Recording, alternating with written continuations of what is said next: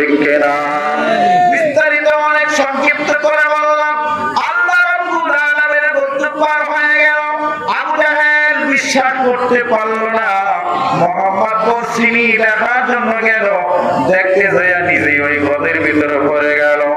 পড়ে যাওয়ার পরে এবার বলতেছে, ও সঙ্গীরা সাথীরা, আমাকে একটু বাঁচাও,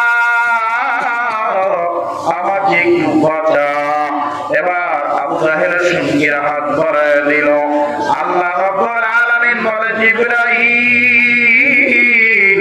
আবু জাহেলের সঙ্গীর হাত, আবু জাহেলের হাত কোনদিন যেন না মেলে, না ধরতে পারে।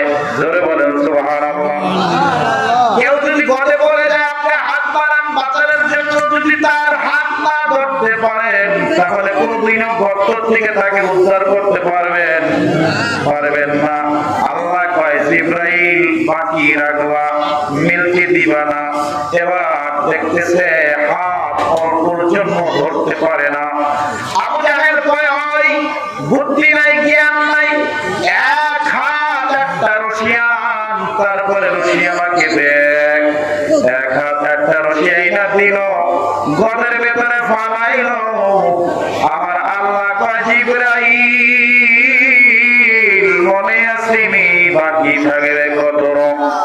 আল্লাহ কয়, বাকি থাকবে কত রং? জিবরাইল কয়, এক বিগত।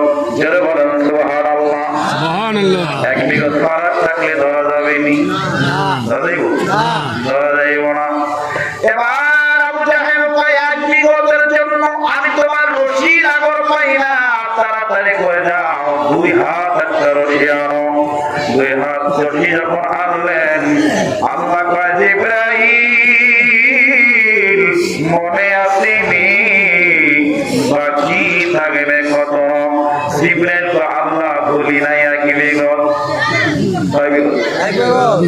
আবু জাহেল দেখে এক বিগতের জন্য লাগর পাওয়া যায় না। আবু জাহেল কয়, সঙ্গীরা সাথীরা, বড় দেখা একটা রশিয়া, বড় একটা রশি আইনা ফলাইল। আল্লাহ কয়, জিবরাইল মনে আসেনি বাকি থাকবে কত রং? জিবরাইল কয়, বলি না, এক বিগত। জোরে বলেন সুবহানাল্লাহ। আবু জাহেল কয়, রশিয়া দিস না, রশিয়া দিস না। যত বড় রশিটা তত বড় হয়, আরো নিচের দিকে যাইতেছি। রশি বড় দিস না, হলে কি হয়? নিচের দিকে যাইতেছি, আরো রশি আর বড় দিস না। তাহলে এটা কেমন হয়ে গেল? দেখবেন কিছু দোকানে লেখে, বাকি চাহিয়া লজ্জা দিবেন না, আছে না নাই? এক দোকানদার লেখছে, আজ নগদ কাল বাকি। কি লেখছে দোকানদার? আজ নগদ কাল বাকি। কিছু লোকের আছে দেখবেন বাকি খাওয়ার খুব স্বভাব, কখনো টাকা থাকার পর বাকি হয়, আছে না নাই? আছে। তাহলে ওই লোকটা চিন্তা করলো, আজ নগদ কাল বাকি, ঠিক আছে, আজকে যখন বাকি দিব না, আগামীকাল আসবো। তা আগামীকাল এসে দেখে ওই সাইনবোর্ডে ওইটাই লেখা, আজ নগদ কাল বাকি। লোকটা চিন্তা করলো, ঠিক আছে, চলে গেলাম, আজকেও চলে গেলাম, কালকে আনো। এমনি ভাবে আসে আর দেখে আজ নগদ কাল বাকি। একটু জবান খুলে বলেন, ওই দোকানে আর কোনদিন বাকি থাকবেনি। সে আমার পুজো তো বাকি হলো না, ঠিক না? ঠিক। যাই জন্য নগদ দিয়ে দাও, কাইল বাকি, কাইল আর জীবনে আইব, কাইল আর হবে না। তাই ওই লোকটা উজেল করতেছে, হায় হায়, রশি আর বড় দিস না। রশি যত বড় দেশ, গর্ত তত বড় হয়। আমি নিচের দিকে দেখতেছি, উপরে মনে হয় মাটি চাপা দেখতেছি আমি, রশি আর দিস না। আবু জাহেল কয়, তাড়াতাড়ি যাও। কোথায় যাও? আমার ভাতিজা মুহাম্মাদের কাছে যাও, তাড়াতাড়ি করে যাও, তাড়াতাড়ি করে যাও। যদি বাঁচাইতে হয়, কোন রশি দিয়ে আমার বাঁচানো যাবে না। যদি বাঁচাইতে চাস, আমার ভাতিজা মুহাম্মাদের কাছে যাও। জোরে জোরে সুবহানাল্লাহ। মুহাম্মদ মুস্তাফা নবী, মুহাম্মদ মুস্তাফা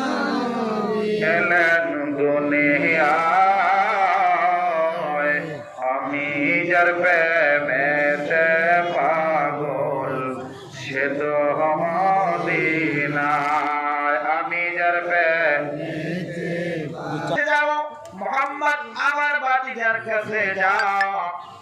এবার সঙ্গীরা সাথী দাদর মারল, ইয়া রাসূলুল্লাহ ইয়া হাবিবাল্লাহ, আপনার চাচা আবু জাহেল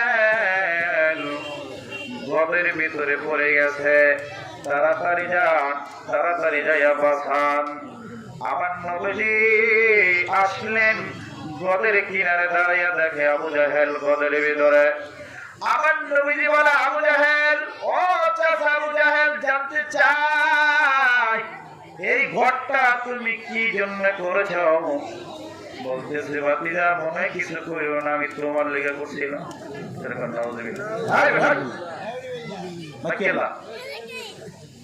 তোমার তো ক্ষিপ্তে বলছি না, তোমাকে ক্ষিপ্তে বলছিলাম।